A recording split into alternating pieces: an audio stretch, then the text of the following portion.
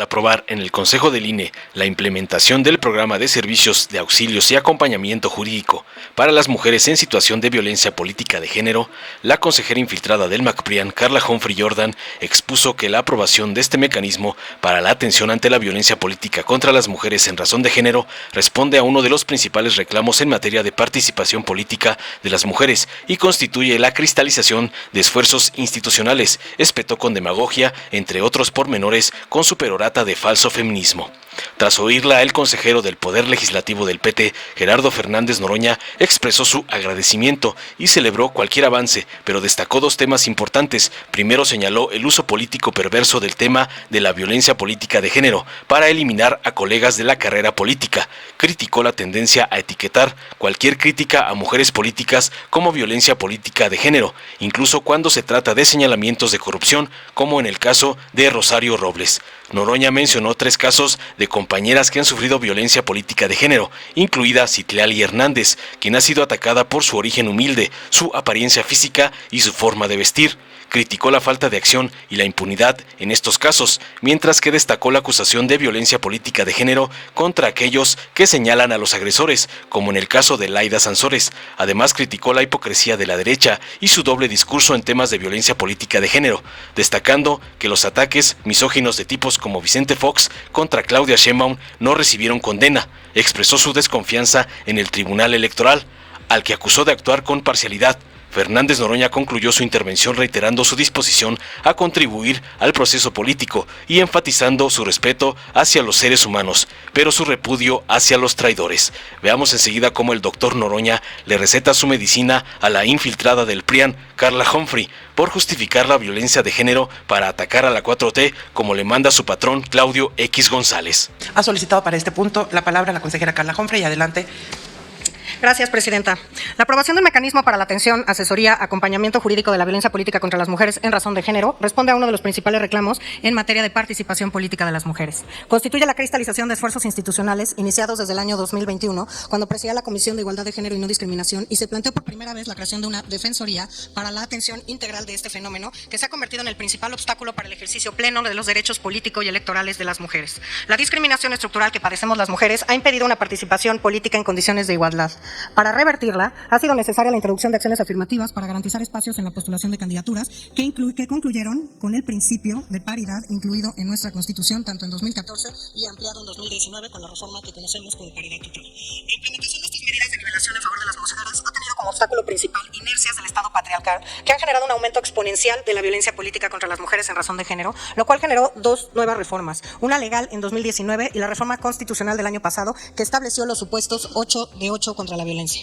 Ahora bien, la discriminación estructural contra las mujeres es resultado del Estado patriarcal, se manifiesta de diversas formas. Una de ellas se traduce en barreras y restricciones de las cuales son objeto para acceder a la atención jurídica integral, sobre todo por falta de un asesoramiento profesional adecuado. La falta de una atención integral se traduce en una restricción en el ejercicio de los derechos políticos y electorales de las mujeres, que se contrapone con la garantía del ejercicio pleno de los derechos humanos establecida en el artículo 1 constitucional, sobre todo para aquellas mujeres que no cuentan con recursos económicos suficientes para sufragar una asesoría jurídica especializada. La aprobación del programa piloto que hoy se somete a nuestra consideración es una medida a favor de las mujeres para garantizar la igualdad material en el ejercicio de sus derechos políticos y electorales, que resulta acorde con la obligación establecida en el párrafo 3 del artículo 1 de nuestra Constitución de promover, respetar, proteger y garantizar los derechos humanos de conformidad con los principios de universalidad, interdependencia, indivisibilidad y progresividad. Asimismo, resulta congruente con las obligaciones internacionales previstas en los artículos 3 y 7, inciso B, de la Convención para la Eliminación de todas las formas de discriminación contra la mujer, los cuales disponen que los Estados parte tomarán todas las medidas apropiadas para asegurar el pleno desarrollo y adelanto de las mujeres en todas las esferas, y en particular en la política social, económica y cultural, con el objeto de garantizar el ejercicio y el goce de los derechos humanos y las libertades fundamentales en igualdad de condiciones con los hombres, así como todas las medidas apropiadas para eliminar la discriminación contra las mujeres en la vida política y pública del país, y en particular garantizando en igualdad de condiciones con los hombres el derecho a participar en la formulación de las políticas gubernamentales y en su ejecución, ocupar cargos públicos y ejercer todas las funciones públicas en todos los planos gubernamentales. Sin embargo, no puedo dejar de hacer notar que desde mi punto de vista este mecanismo presenta algunas limitaciones que pueden poner en riesgo la atención de las mujeres y su efectividad. La primera de ellas es la temporalidad. Como todas y todos sabemos, ahora sí, este es el proceso electoral más grande de nuestra historia a nivel federal electoral se renovará la presidencia de la República, 128 senadurías, 500 diputaciones federales y más de 19,000 cargos a nivel local, incluyendo la titularidad del Poder Ejecutivo local de 9 entidades federativas, un total de 20,375 cargos. No obstante, apenas se está aprobando el programa piloto, a pesar de las múltiples reuniones que hubo sobre este tema el año pasado, lo cual, bueno, es una buena noticia tener finalmente este programa piloto. Sin embargo, creo que podríamos haberlo hecho incluso desde las precampañas. Pues desde el mes de septiembre y particularmente desde el 11 de octubre instalamos un grupo de trabajo con diversas colectivas de mujeres para la creación de una defensoría o una unidad de atención pública de mujeres. Asimismo, el 7 de noviembre se presentó a las y los integrantes de este Consejo General el análisis de factibilidad, Defensoría Pública Electoral en materia de violencia política en razón de género, elaborado por el Programa de Naciones Unidas para el Desarrollo, que se ordenó desde el 2022 a solicitud de la Comisión de Igualdad de Género y No Discriminación, en el cual se concluye que existe fundamento constitucional y convencional para su creación en este Instituto Nacional Electoral y resulta necesaria para la atención de las víctimas en el proceso electoral en curso. Por otra parte, se propone la creación de una prueba piloto de carácter temporal cuando resulta innegable que la violencia política contra las mujeres en razón de género es una realidad, no es una prueba piloto.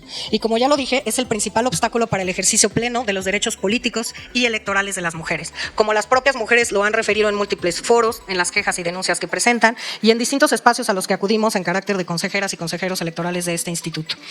También este impedimento, el obstáculo de acceder a la justicia, debe ser removido por el Estado mexicano de acuerdo con las obligaciones internacionales asumidas en los tratados firmados y ratificados por nuestro país. Cabe precisar que el proyecto que presenté o que se presentó originalmente establecía la creación de un área de carácter permanente en la cual se diera una atención integral, tanto de primer contacto, que ya se hace, como de acompañamiento legal, incluso con cobertura para las elecciones locales y asesoría en la impugnación ante las instancias jurisdiccionales. Ya hay 12 defensorías en el país, una en un instituto electoral local, las demás en tribunales locales, y creo también que este instituto debería haber avanzado hacia esa ruta. Desde luego, me parece un paso importante la aprobación de esta prueba piloto, representa un gran avance como un paso inicial en el combate a la violencia política contra las mujeres. La idea es que esté funcionando a más tardar el 1 de marzo, cuando empieza la etapa de campañas electorales, una etapa en que desafortunadamente las candidatas sufren mayor violencia política en razón de género, y por supuesto votaré a favor de este proyecto de acuerdo. Sin embargo, en atención a los fundamentos y motivos que ya he referido, me permitiré hacer un voto concurrente para manifestar pues esta serie de razones por las cuales creo que deberíamos haber avanzado hacia una creación de una defensoría, hacia un tema más avanzado que diera una atención integral a las mujeres en materia de violencia política. Celebro, como digo, la creación de esta o la aprobación de esta prueba piloto. Sin embargo, creo que pudiéramos, uno, haber avanzado más allá, haber tenido una creación de un área específicamente destinada a este tema. Dos, que lo podríamos haber hecho antes de tiempo, es decir, todavía estar lista para las precampañas electorales, no únicamente para las campañas, y no ponerle fin como que terminará el 1 de octubre para evaluar cuáles fueron los resultados. Los datos de la violencia política contra las mujeres están en nuestro alcance en cada sesión ordinaria del Consejo General,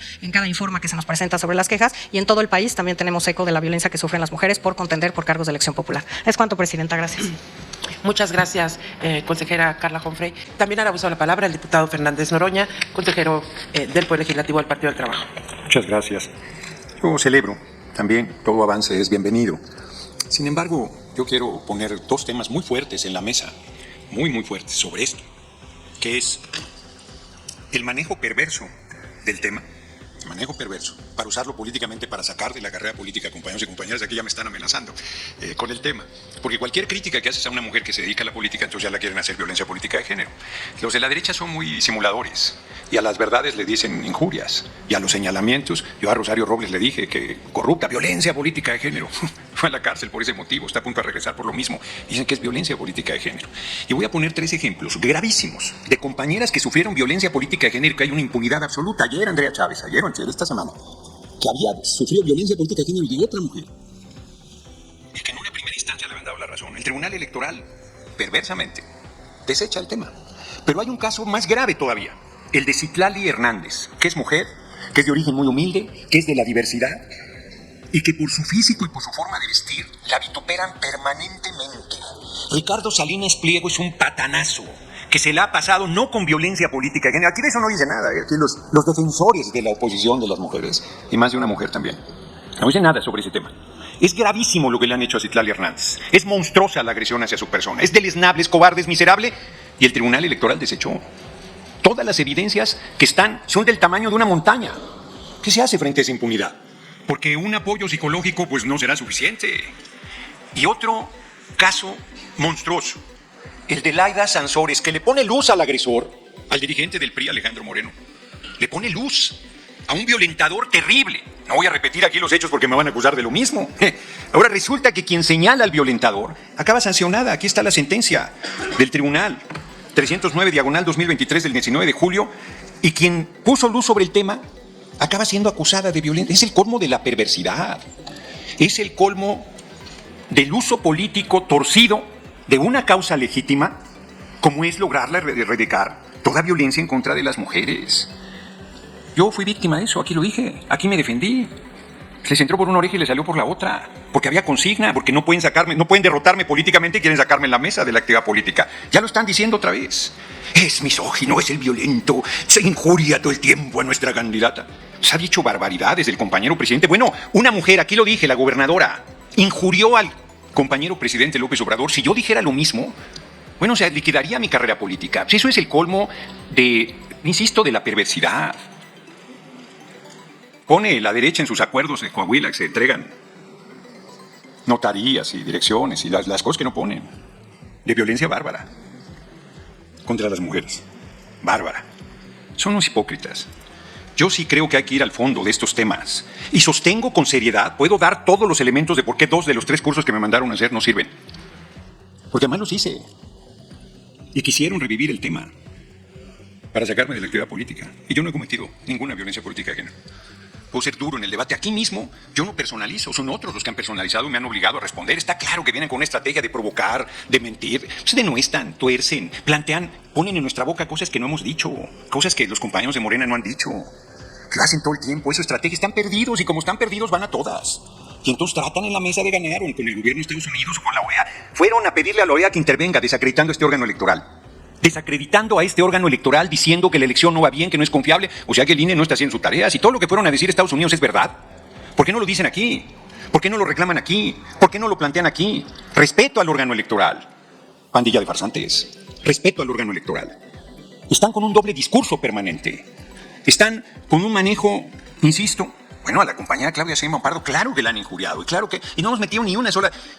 Sí. El cabeza hueca Vicente Fox hizo ataques verdaderamente misóginos, y no solo misóginos por su apellido, Sheinbaum. Terribles, nadie de ellos le dijo nada. Ninguno de los que aquí dicen defender a las mujeres le dijo nada. Fueron ataques grotescos. No metimos ninguna denuncia. Y procedía perfectamente. Porque no hay imparcialidad en el Tribunal Electoral. Porque responden a las cuotas de los partidos que ahí los pusieron, nosotros no pusimos ni uno. Porque actúan por consigna. Lo de Andrea Chávez es... Los 3 casos que aquí acabo de presentar son gravísimos. Discútanmelos, rebátanlos, digan que faltó a la verdad. Yo dejé mi libro aquí porque resulta que hay una bocinota ahí en el patio. Entonces no puedo leer. Decía mi hermanita María Fernanda Campauranga, larga vida María Fernanda Campauranga, que ya murió, la primera mujer geóloga, una montaña de ser humano, mujer comunista, atea, consecuente, extraordinaria, nunca pidió ninguna paridad de nada, se arrasaba con su capacidad impresionante, en el sentido positivo de la palabra. Decía que la vejez empieza por las piernas. Yo voy a caminar a la montaña cada que puedo. Quien me da consejos de caminar debería aplicárselos. Necesita echarse una revisada. La verdad es que yo cierro planteando que yo voy a contribuir y pido que el debate sea sobre las posiciones políticas. Si quieren personalizar, yo creo que no les conviene, pero les voy a responder. Yo creo que aquí estamos para contribuir al proceso y para hablar de hechos objetivos. Yo doy datos, doy elementos, doy cifras, doy argumentos, No estoy faltándole al respeto a nadie. No ha sido nunca ni mi objetivo, ni lo será nunca ni mi intención. Mi respeto a los seres humanos como seres humanos y mi repudio a los traidores, porque Roma paga pero desprecia a los traidores. Muchas gracias, señor. ¿Sí acepta usted una pregunta? No le acepto. Gracias. Dale en me gusta, suscríbete, activa la campanita y compártelo para que más gente lo vea.